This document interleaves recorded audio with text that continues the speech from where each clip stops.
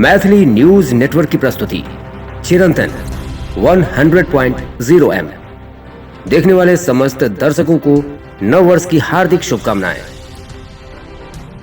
लोक जनशक्ति पार्टी के राष्ट्रीय उपाध्यक्ष, दलित सेना के पूर्व राष्ट्रीय अध्यक्ष और समस्तीपुर के पूर्व सांसद स्वर्गीय रामचंद्र पासवान जी का जन्मदिन राष्ट्रीय लोक जनशक्ति पार्टी दरभंगा जिला कार्यालय श्रुति लाइन में खूब धूमधाम से मनाया गया।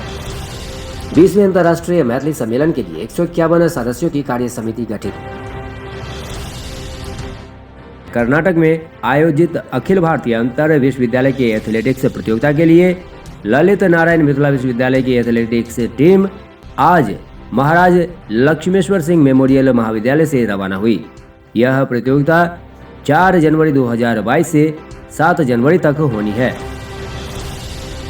कमतौल में पहली बार दिखा सिलाई कटाई की प्रशिक्षण का कक्षा।